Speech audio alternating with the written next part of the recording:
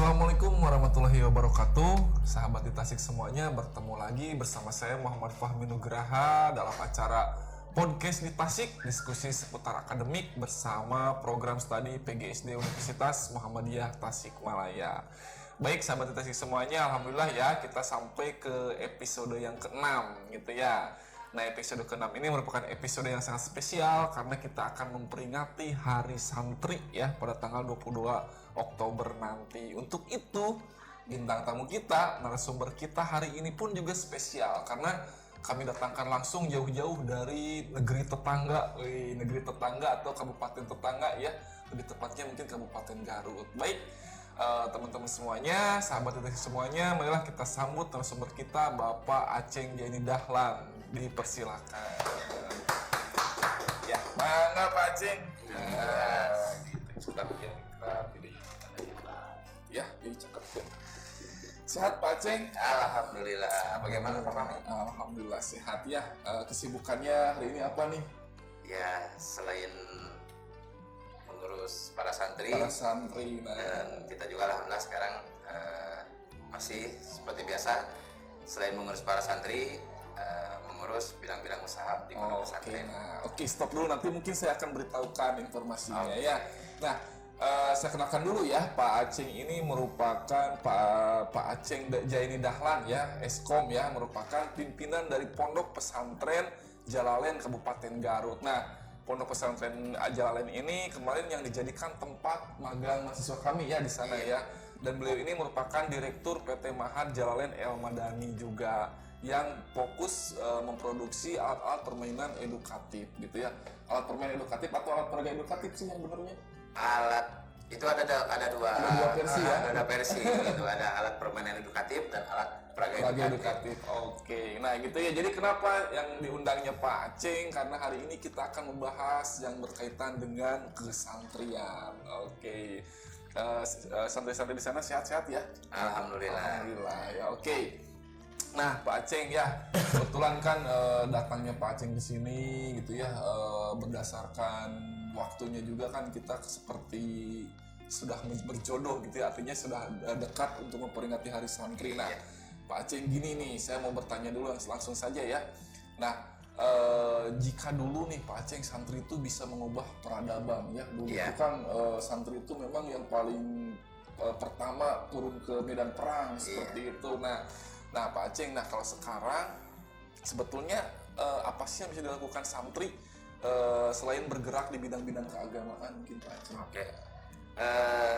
Untuk santri memang sangat besar sekali perannya, bahkan kemerdekaan kita pun tidak terlepas perannya dari santri ya, gitu. Nah, sampai sekarang peran santri itu sangat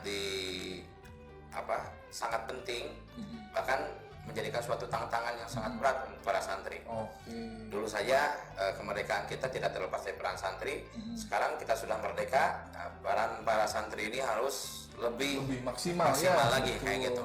Apalagi di zaman era modern dan globalisasi sekarang, di mana banyak tuntutan dan juga banyak tantangan, khususnya di era digitalisasi ini, santri harus berperan penting untuk memajukan baik dari segi budaya maupun dari segi agama dan lain sebagainya. Teknologi juga kita jangan sampai kalah. Ketinggalan ya. Nah ini nih yang saya suka dari Pak Aceng, yang maksud saya tadi mau dijelaskan tuh kenapa? Karena selain beliau ini menjadi pimpinan pondok pesantren juga, beliau ini direktur juga produsen alat permainan edukatif. Di dalamnya itu adalah santri-santrinya beliau. Nah ini yang jadi istimewa menurut saya, bahkan kemarin itu dapat penghargaan apa tuh yang Alhamdulillah untuk kemarin kita di 2020 menjadi salah satu 3 besar untuk juara OPOP One Pesantren dari yang diselenggarakan oleh Provinsi Jawa Barat. Provinsi ya? Iya, tingkat provinsi. Ini luar biasa ya, luar biasa. Jadi yang kemarin yang masuk itu dari Garut, yaitu kita masuk dari Pondok Pesantren Jalalain. Terus dari Sukabumi, yang satu lagi dari Karawang. Nah ini udah tingkat provinsi nih. Nah makanya kenapa kita undang, karena pondok pesantren ini punya keistimewaan tersendiri gitu ya. Nah tadi kan saya mengatakan bahwa Pak Acing ini sebagai direktur produsen pembuatan APE juga ya. Tentunya di dalamnya melibatkan proses kreatif gitu ya. Nah, Pak Acing nih tadi kan saya bilang bahwa santri-santri juga di sana yang bikin APE-nya. Nah, kan santri itu relatifnya dengan pengajian seterusnya. Nah, gimana sih cara meningkatkan proses kreatif para santri ini, cara ininya Pak Acing merangsangnya gitu? Dari situlah sebagaimana tadi yang sudah disebutkan, tantangan para santri itu sangat besar. Apalagi zaman sekarang santri harus bisa menunjukkan eksistensinya kayak gitu. Bahkan jangan sampai ada kesan di masyarakat santri itu hanya bisa membaca kitab kuning saja.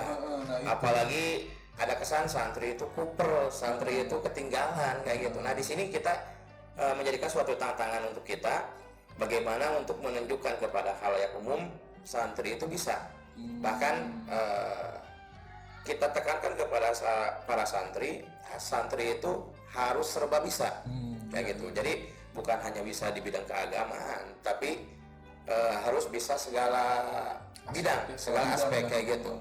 Jadi kalau misalkan nanti para santri ini kembali ke masyarakatnya, di sana tantangan akan lebih besar, sehingga kita persiapkan untuk para santri di mana kembali kepada masyarakat mereka sudah siap dengan segala rupa tantangannya.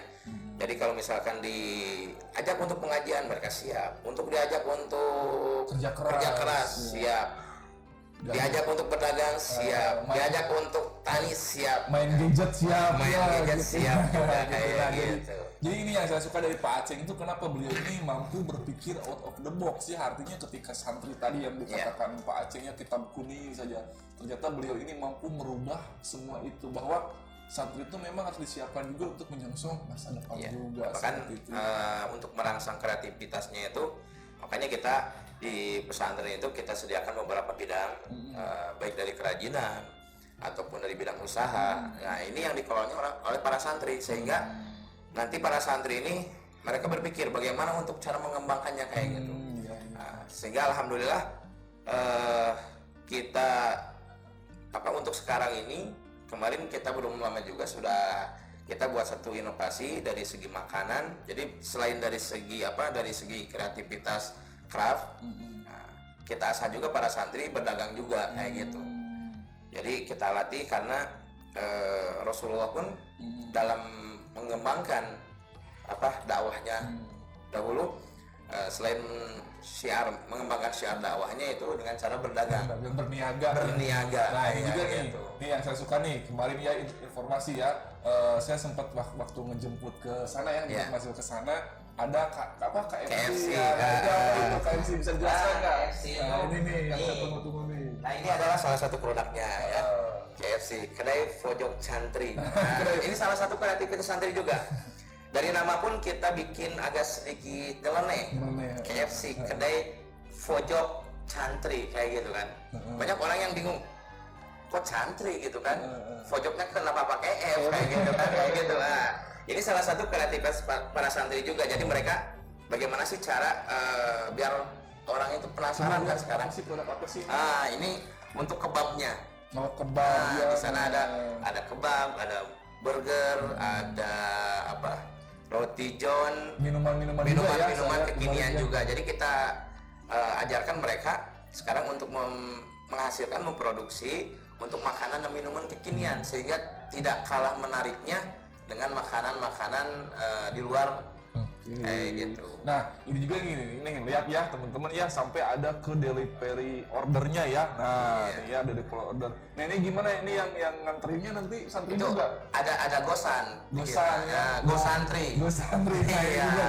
Jadi nggak kalah. Kalau di luar kan ada gosen ya.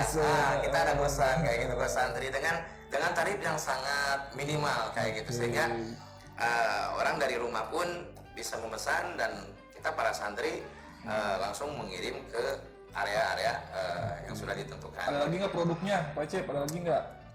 Kebetulan yang kita bawa, APE-nya nggak bawa ya? Untuk APE-nya kebetulan tadi kita nggak bawa kayak gitu. Nah, mungkin salah satu produknya ini juga nih yang di belakang ini produknya Pak Acing juga, jadi santri-santrinya. Di pondok pesantren kita Selain APE, kita kembangkan juga untuk furniturnya juga, para santri untuk wall desainnya juga, wall decor dan lain sebagainya. Bahkan kita kita tantang para santri itu apa yang telah tadi kita sebutkan harus segala bisa. Kayak gitu. Bahkan kalau ngaji itu kalau di pesantren kita menjadikan salah satu kita suka ngasih tahu kepada santri itu ibaratnya kalau ngaji di pesantren itu ibarat orang yang lagi nyirip ataupun ngegarap lah ya. Kalau di pantai itu apa yang pakai ngejaring naonnya itu teh mah apa namanya talahnya menjaring ikan gitu kan.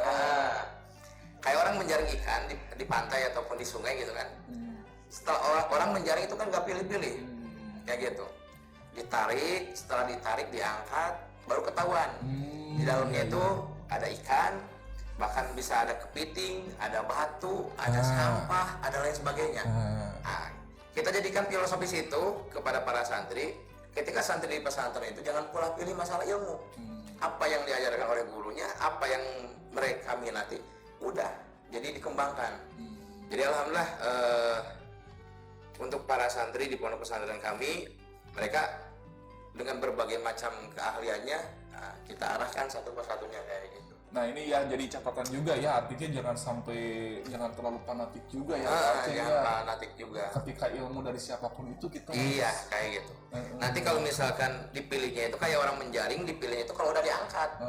Santri pun nanti milihnya itu nanti kalau misalkan mereka udah kembali kepada masyarakat ke masyarakat, barulah mereka tahu ini yang penting, ini yang harus diaplikasikan, ini harus dikembangkan kayak gitu. Ini yang tidak perlu. Jadi mereka setidaknya mempunyai pengalaman yang luas kayak gitu. Nah ini ya salah satu produknya ya, dan ini tuh desainnya juga sendiri ya, ini bikin desain sendiri karena kita di sana alhamdulillah sudah komplit mulai dari menjahit ya. Mulai dari percetakan menjahit, sablon, makanan sampai produksi kerajinan tangan kayak gitu. Oke, nah gitu ya, ini produk sendiri ya. Apa editor mau, kameramen mau, nanti aja langsung. Nanti ada jatahnya tenang. Boleh dicoba nanti. Editor nanti ya, ini buat saya dulu. Oke, nah gitu ya. Nah Pak Aceng, menarik juga ya pembicaraan kita hari ini khususnya berkaitan dengan santri. Nah Pak Aceng gini, tadi kan saya tahu, yang saya yakin sekali bahwa santri ini terdiri dari berbagai latar belakang. Nah Pak Aceng ya, Pak Aceng ini kan mengolah dengan supaya menjadi kreatif. Nah kira-kira latar belakang santri ini berpengaruh nggak sih terhadap proses kreatifnya? Untuk latar belakang memang ada pengaruhnya juga. Cuman dari latar belakang itu jangan dijadikan suatu batu sandungan atau suatu kelemahan kayak gitu. Bahkan setidaknya setiap orang kan pasti mempunyai potensi masing-masing. Bahkan ada salah satu dari santri kita yang alhamdulillah sekarang beliau sudah alumni ya. Dia diberikan oleh Allah suatu kelemahan, tangannya itu sebelah gitu, jadi cacat tangan sebelah. Tapi dari segi kreativitasnya itu luar biasa. Itu bawaan dari lahir kayak gitu, melebihi orang yang normal kayak gitu. Kalau misalkan kita kasih contoh, misalkan suruh buat meja, suruh buat lemari kayak gitu, kasih aja gambarnya, dia langsung bisa kayak gitu. Kreativitasnya itu tingkat tinggi dengan kekurangan yang dia miliki kayak gitu. Nah dari situ makanya kita dijadikan suatu motivasi kepada para santri yang lain, jangan sampai kalah. Orang yang yang dikasih Allah suatu kesempurnaan normal dari segi jasmaninya, masa kalah? Jangan sampai kalah sama orang yang diberi kekurangan kayak gitu. Jangan banyak ngeluh juga. Kadang kan di urang mah nya teu galau saeutik ieu barudak mahasiswa katanya galau saeutik langsung bung ka mana gitunya, galau teh rebahan gitunya. Nah, kita translate-nya ke editor. Editor. Nah, kita punya prinsip kepada para santri itu, salah satu slogan kita barang siapa yang berusaha dan barang siapa yang punya kemauan dan berusaha, mustahil akan berhasil. Nah itu ya, jadi ini jadi pelajaran berharga ya untuk teman-teman semuanya. Jadi sekali lagi jangan pernah menyerah pada keadaan. Karena toh Allah memberikan kita tuh pasti ada ininya juga ya, ada hikmahnya juga apapun itu gitu. Keduanya jangan sampai kita belum menjalankan sudah takut. Kumeok memeh dipacok. Dipacok kayak gitu. Bahkan ada suatu istilah kan, orang yang takut untuk merencanakan, orang tersebut sebetulnya sudah merencanakan untuk kegagalan. Orang yang takut akan kegagalan, orang tersebut sebetulnya sudah merencanakan untuk gagal. Gitu ya. Ternyata memang harus dari kitanya juga nih yang dimulainya gitu ya, si ininya untuk merubah karya yang lebih baik. Nah selanjutnya Pak Ecep gini, saya kan kami memang kalau di PGSD memang menyorotinya ke APE-nya ya, produksi APE-nya gitu ya. Nah saya ingin bertanya latar belakang kenapa sih yang dipilihnya menjadi memproduksi APE bukan produk yang lainnya? Oke, untuk kenapa APE yang kita pilih, yang kita tonjolkan khususnya dari segi kerajinan tangannya, salah satunya itu kita ingin menyisipkan salah satu syiar dakwah dari pondok pesantren kita. Kita ketahui banyak alat peraga edukatif ataupun alat permainan edukatif di luar sana, memang banyak produsen-produsen yang dari luar, tapi kelebihan yang kita miliki dari segi alat permainan edukatif ini, kita sisipkan nilai-nilai keislaman. Apalagi ini berperangan sangat penting sekali untuk anak, dikarenakan dasar paling awal pendidikan anak kan di usia dini kayak gitu ya. Nah, setidaknya pembelajarannya itu melalui alat peraga. Nah, makanya dari alat peraga tersebut kita masukkan syiar-syiar Islami kayak apa, misalkan sebelum bermain kita kasih kartu, bikin kartu, baca Bismillah sebelum bermain, ada doanya kayak gitu. Setelah itu misalkan kita kasih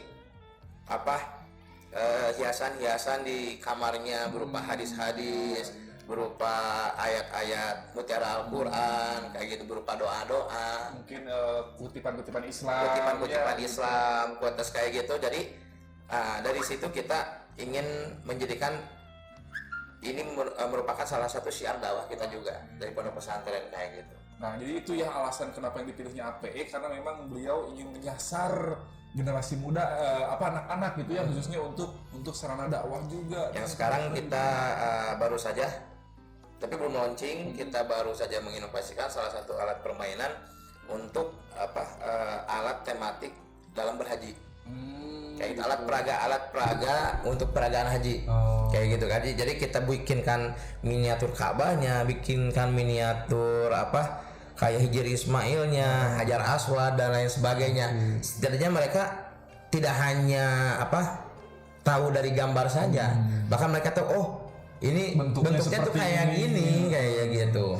Sampai mungkin ke jamaah-jamaahnya pun dibuat juga ya diorama si orang-orangannya. Iya, orang-orangnya juga kita bikin. Jadi setidaknya nanti mereka meskipun mereka belum pergi berhaji, setidaknya menumbuhkan semangat untuk naik haji kayak gitu dari kecil. Sekarang kita bikin dulu permainannya, jadi anak misalkan mulai dari awal, dari mikot, niat hajinya kita ajarkan, tawafnya, jadi sambil bermain kayak gitu. Jadi anak tidak boring. Beda dengan cuman hanya diterangkan, melihat gambar, orang kan apalagi anak cenderung bosan ya, cepat kayak gitu. Tapi kalau misalkan kita bikinkan miniaturnya itu, alhamdulillah setelah kita adakan percobaan juga, anak lebih enjoy, lebih tertarik juga kayak gitu. Jadi niat nilai-nilai edukasinya pun dapat gitu. Jadi mereka tahu apa sih yang dibaca ketika tawaf, apa sih yang dibaca ketika sa'i misalkan kayak gitu. Itu kan hal yang hal yang mungkin menyenangkan untuk anak gitu ya, kalau pakai itu kan. Kalau misalkan diajarkan secara diterangkan oleh gurunya saja kayak gitu kan, biasanya suka lupa gitu ya. Anak kadang nggak dengerin juga kayak gitu. Makanya memang inilah peran penting APE, sebuah inovasi juga. Sebuah inovasi juga. Menyampaikan informasi ke anak gitu. Dan teman-teman semuanya ya, yang saya salut juga, mindset APE itu biasanya berkaitan dengan alat-alat yang konvensional, artinya hanya menggunakan kayu segala macam. Tapi nih yang luar biasa lagi, dia ini sampai APE-nya ini ada sampai augmented reality ya, ada AR-nya Iya. ya Pak Aceng ya. Jadi dia bisa di-scan ke handphone, kemudian dia bisa keluar nih. Yang kemarin tuh apa yang binatang ya? Iya.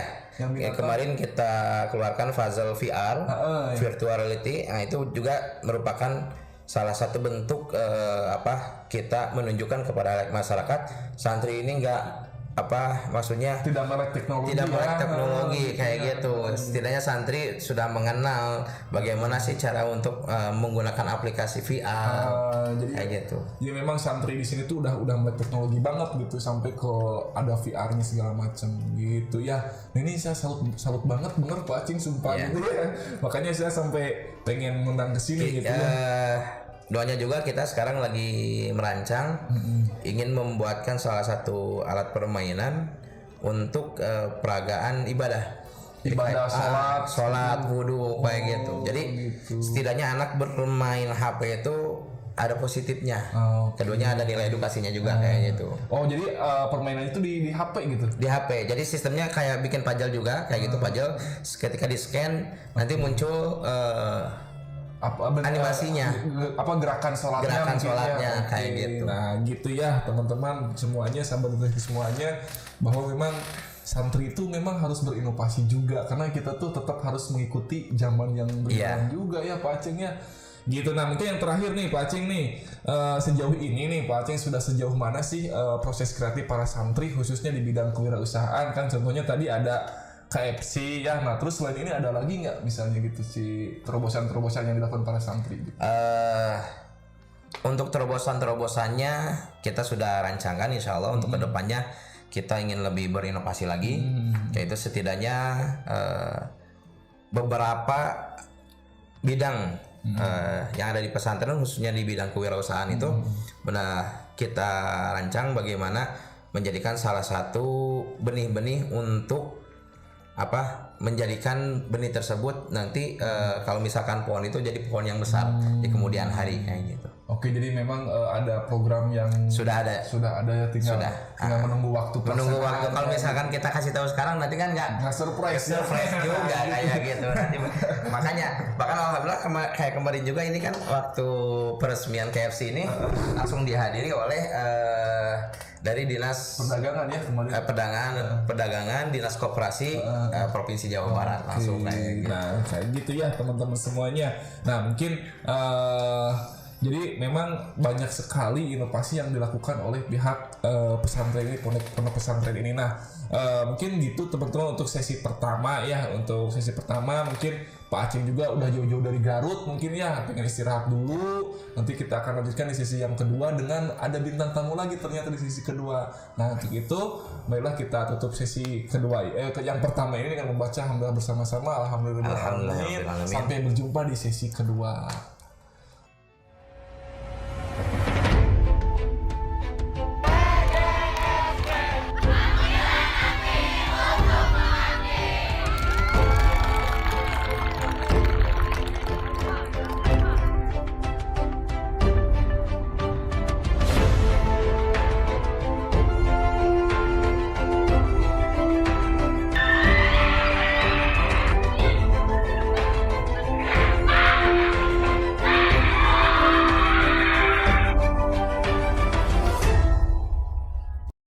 Assalamualaikum warahmatullahi wabarakatuh. Perkenalkan, nama saya Siti Komariah Nurlela, alumni mahasiswa PGSD angkatan 2015. Saya memilih kuliah di Prodi PGSD karena Prodi PGSD adalah prodi unggulan dan telah terakreditasi B. Jadi buat kalian yang ingin kuliah, jangan ragu lagi untuk memilih PGSD Untas. Mari bergabung menjadi keluarga besar PGSD Untas. Wassalamualaikum warahmatullahi wabarakatuh. PGSD Untas berkualitas dan berprestasi. PGSD Untas itu multi talent. PGSD Untas cerdas. PGSD itu semua dosennya telah tersertifikat. PGSD disiplin adalah kami. PGSD Untas disiplin dan istimewa. PGSD Untas itu akreditasinya udah B, dosennya pun ramah-ramah. Assalamualaikum warahmatullahi wabarakatuh. Buat teman-teman yang masih bingung untuk kuliah, ayo kita kuliah di Untas. PGSD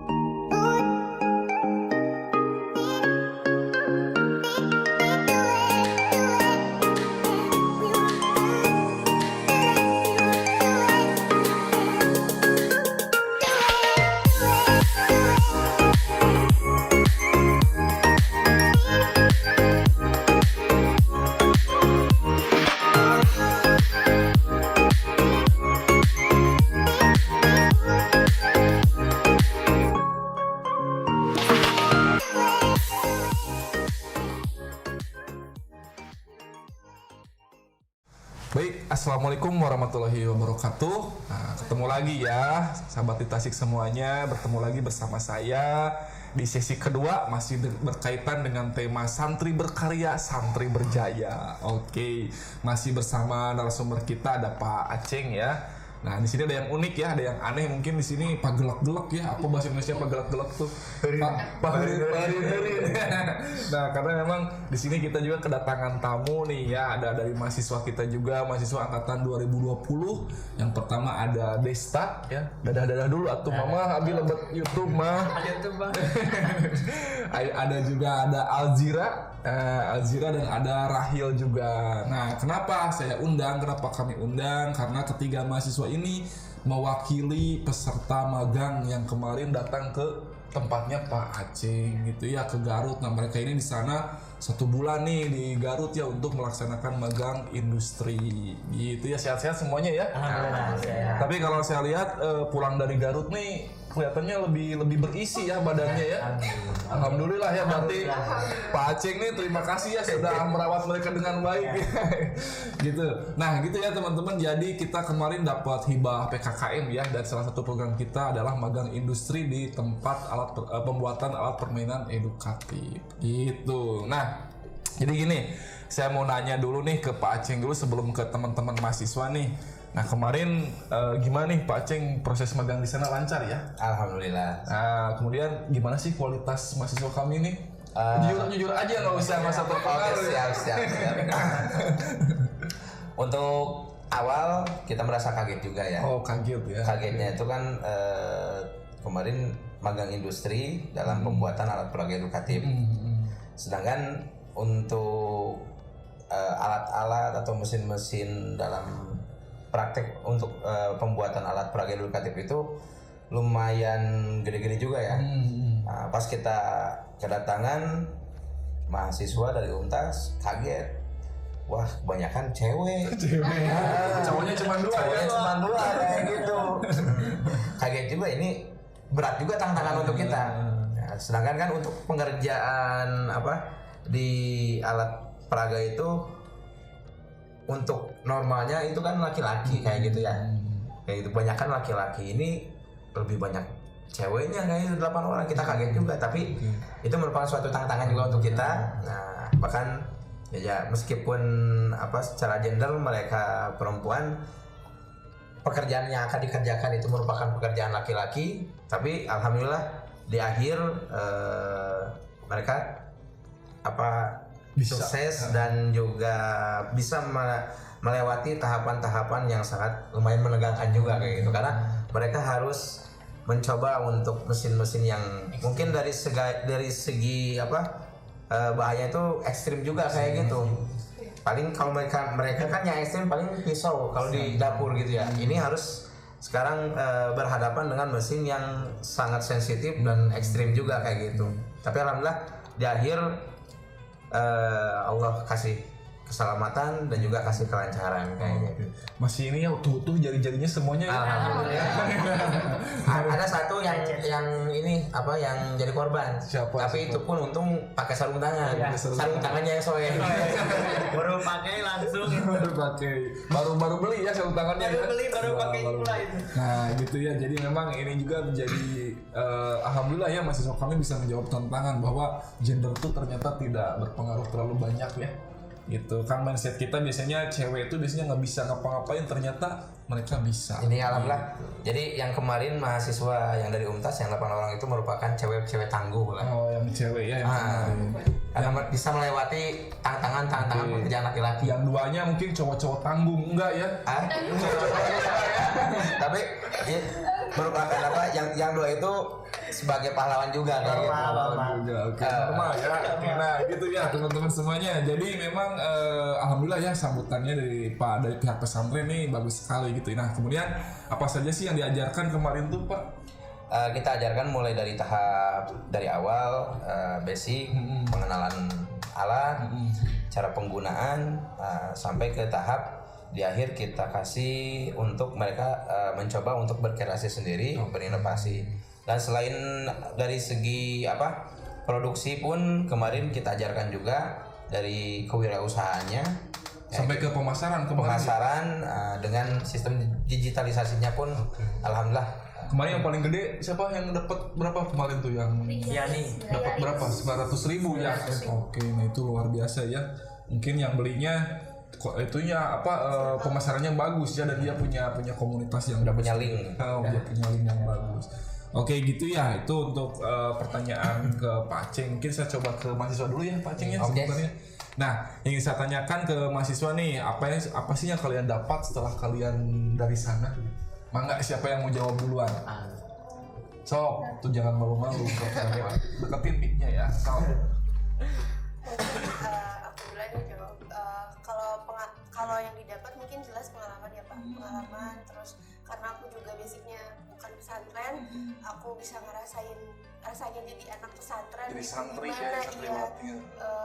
Terus apalagi ya, mungkin ilmu-ilmu yang nggak akan aku dapat di bangku kuliah gitu. Jadi selain keahlian, pengalaman juga berharga juga ya gitu. Oke, mungkin dari Desta silakan Des barangkali. Mungkin dari deketin. Mungkin pengalaman kami ya hasil dari kegiatan kemarin.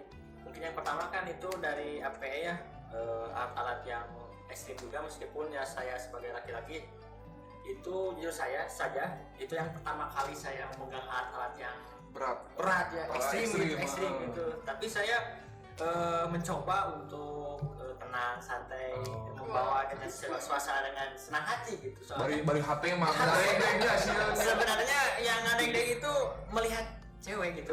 Soalnya kan ini pekerjaan iya, saya itu gimana ya, khawatir lah. Wah, soker banget. Untuk di awal Pak, kalau yang cewek itu yang pas di awal jangan kan megang, mendekat aja. Ada yang takut, ada yang mundur, suaranya yang sangat keras kayak gitu kan. Oke, nah gitu ya, jadi pengalaman berharga juga nih buat temen. Nah, kemudian yang Rahil nih, Hil, apa nih kira-kira nih yang didapat Hil setelah dari sana Hil? Secara pribadi sih di waktu yang tidak singkat itu, yang pastinya materi, dan yang paling besarnya pengalaman. Oke, pengalaman. Ya, itu yang paling penting yang bisa saya ambil. Soalnya ya tadi juga di bangku perkuliahan kita tidak bisa dapat itu ya. Jadi sangat berharga. Nah gitu ya, jadi memang manfaatnya sangat besar sekali. Nah kemudian gini ya, FYI ya, atau for your information ya, Rahil ini memang backgroundnya dari pesantren ya. Kamu kan sebelum kuliah nih di pesantren dulu ya. Nah saya ingin nanya nih, apa sih Hil yang kamu rasakan perbedaan pesantren waktu dulu ya dengan yang kamu alami sebulan kemarin? Kalau perbedaannya sih dari basicnya mungkin ya, pesantren yang saya alami dulu ilmu modern. Mungkin untuk yang pesantrennya jalan itu salafiyah. Jadi di perbedaannya dari kostumnya juga mungkin kalau modern kan biasa aja gitu, gamis gitu. Kalau salafiyah kemarin perempuan pakai sarung. Saya juga belajar pakai sarung gitu. Ya meskipun takut ngorot. Nah, selain itu mungkin yang membedakan juga mungkin dalam proses pembentukan ininya ya, santrinya ya. Santrinya. Oke. Yang membuat saya menarik juga kan sama ada satu yang sama itu dalam pemberian mufradat kosakata bahasa Arab. Nah, yang saya jadi tertarik itu cara penyampaiannya Pak Aceng kepada santri-santrinya untuk kita menghafal atau memorize mufradatnya itu menarik. Jadi kita bermain sambil belajar gitu. Nah gitu, jadi selain kemarin itu kita magang industri di sana, ternyata mereka ini sambil pesantren juga ya, berarti itu nilai lebihnya yang tidak bisa didapatkan dari perusahaan mungkin gitu. Jadi di sini jadi santri deh lah gitunya, mahasiswa teh gitu.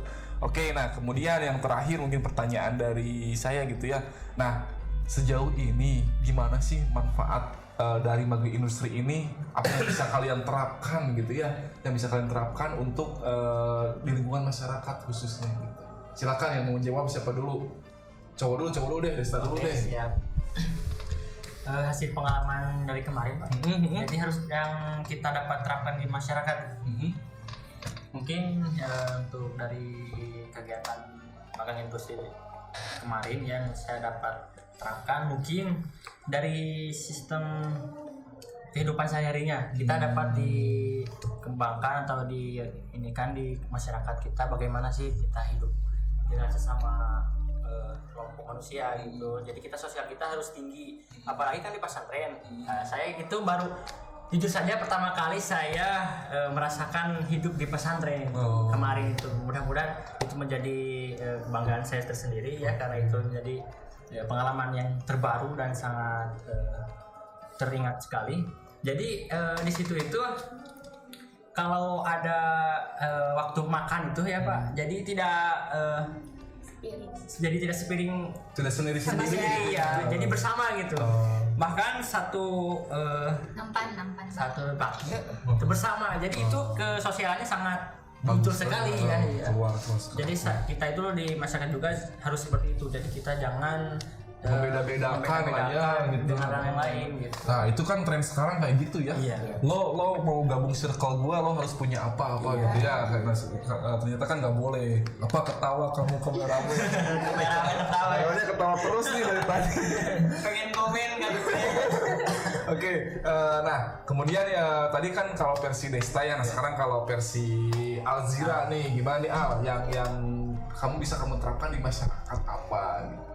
Oke, mungkin di terakhir waktu magang itu kan Pak Aceh minta untuk membuat suatu karya yang kita buat sendiri gitu. Mungkin yang didapat itu nilai inovasi kita, kreativitas yang mungkin bisa kita gunakan untuk di lingkungan kita sendiri gitu. Selain Kamu itu, bikin apa kemarin emang? bikin vas bunga sama stand laptop Pak, dari kayu. Terus tadi apa ada terusan? Sama itu selain dari inovasi kita juga belajar marketing kan kemarin, marketing secara langsung, baik langsung maupun tidak langsung gitu. Jadi belajar juga public speakingnya. Oke, secara online juga ya. Iya. Ada pemasarannya. Oke, dari Rahil silakan Hil. Kalau dari Rahil kan untuk strategi bisnis yang pertama itu solve problem ya. Jadi di masyarakat itu apa sih masalahnya yang bisa kita pecahkan. Nah dari sana kita bisa membuat suatu terobosan baru, inovasi. Jadi mungkin ya itu bisa kita gunakan di masyarakat. Oke, gitu ya. Nah kemudian nih yang terakhir banget gitu ya. Pertanyaan saya, bagaimana sebutkan kesan kalian dalam satu kata terkait dengan kegiatan kemarin. Boleh dari Rahil dulu, apa? Satu kata aja, nggak usah banyak-banyak. Fantastik. Oke, dari Alzira apa? Amazing. Oke, dari Desta apa? Wah. Eta mah sasa kata teh bener-bener sakata. Iya, gitu si Desta mah kreatif, fantastik, amazing. Wah, Satu kata. Harus beda. Harusnya ngambil kata yang Alzira lajengkeun. Oke, nah gitu ya teman-teman semuanya, sahabat semuanya terkait dengan kesan kemarin mengikuti terkait dengan pelaksanaan magang industri. Nah mungkin yang terakhir saya ingin memberikan kesempatan Pak Cecep untuk memberikan closing statement. Nanti akan saya coba ke Desta dan yang lainnya closing statement terkait dengan Hari Santri dulu mungkin, kemudian nanti closing statementnya terkait dengan kegiatan santri yang memang inovatif gitu. Nah silakan mungkin Pak Cep, boleh dicatatkan mic supaya ada kupingku sadayana. Oke, untuk yang pertama Ya boleh silakan. statement untuk Hari Santri. Untuk Hari Santri yang kita akan peringati di 22 Oktober ini, ya santri harus bisa lebih kreatif lagi, harus bisa harus siap dengan tantangan zaman yang akan lebih menantang lagi, kayak gitu, lebih berat lagi. Oke, kemudian yang kedua terkait dengan ini ke kreativitasan ininya sih. Untuk kreativitas santri, kita punya slogan santri never ending creativities. Oke, never ending creativities. Oke, terima kasih Pak Acing ya. Selanjutnya silakan Des. Boleh yang hari kan Desta ini belum pernah pesantren ya. Nah kemarin baru ngasihin. Nah silakan buat Hari Santri dulu deh yang pertama. Untuk Hari Santri ya, untuk santri deketin deh biar jangan pandang orang lain menganggap kita itu bagaimana, tapi kita harus menunjukkan bahwa kita itu harus bisa. Oke, harus bisa. Nah selanjutnya untuk santri yang kreatif itu yang seperti apa? Silakan. Jadi sebagai santri itu kita harus mengembangkan semua inovatif yang ada di pikiran kita. Jangan sampai dipendam oleh diri kita dan tidak bisa merealisasikan secara real ya. Oke, gitu ya. Jadi jangan dipendam. Jangan, ya. Harus dikembangkan itu lebih luas lagi supaya cinta diungkap. harus dikembangkan. Salah aja. Oke, silakan Alzira. Boleh. Untuk mungkin yang pertama untuk hari santri dulu boleh. Hari santri mungkin pesan aku buat santri-santri di luar sana harus bisa kayak semacam jadi figur di masyarakat gitu. Jadi sosok contoh gitu. Jangan ada pandangan lagi santri begini, santri begitu, atau ada pandangan buruk tentang santri gitu. Jadi harus bisa menjaga nama baik santri itu sendiri gitu. Terus yang kedua terkait dengan santri yang kreatif. Santri kreatif itu mungkin yang bisa jadi problem solving bagi masyarakat sekitar, menciptakan hal-hal yang bisa berguna untuk lingkungannya, umatnya, dan cakupan yang lebih luas gitu. Oke, gitu ya. Jadi harus jadi santri yang berguna. Gitu. Oke, Rahil, silakan Hil. Kalau dari Rahil ada satu kalimat yang selalu saya ingat. Kita berubah karena kita mengerti, bukan karena kita santri. Untuk para santri dan untuk yang santri kreatifnya mungkin jangan meskipun kita terkurung di istilahnya kan penjara suci kalau pesantren, tapi untuk pikiran kita, ide-ide kita jangan sampai ikut terkurung, jangan sampai ikut terpenjara. Oke, gitu ya teman-teman semua, ternyata memang menginspirasi sekali gitu ya. Nah, alhamdulillah ya, kita sampai di penghujung acara podcast episode 6 kali ini dengan tema santri berkarya, santri berjaya gitu ya. Kemudian saya di sini bersama Pak Aceng, kemudian ada Desta, ada Alzira, ada Rahil juga mengucapkan selamat Hari Santri ya, gitu. Semoga santri tambah berjaya. Santri tambah berjaya, santri berkarya. Oke, gitu ya. Semoga para santri semakin berjaya terus ya, semakin berkembang dan bisa kebermanfaatan di masyarakatnya semakin terserap. Gitu ya.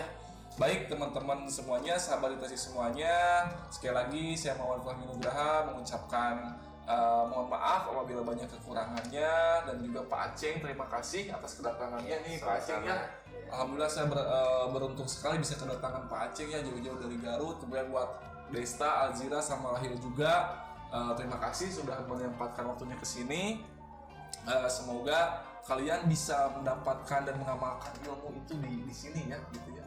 Yang paling penting itu memang ketika sudah dapat ilmunya bagaimana mengamalkan untuk mengaplikasikannya. Nah, gitu ya, semoga kalian bisa membawa perubahan di masa depan. Gitu ya. Terima kasih teman-teman semuanya, sahabat Ditasik semuanya ya. Makan durian bersama sang kekasih. Cukup sekian dan terima kasih. Wassalamualaikum warahmatullahi wabarakatuh.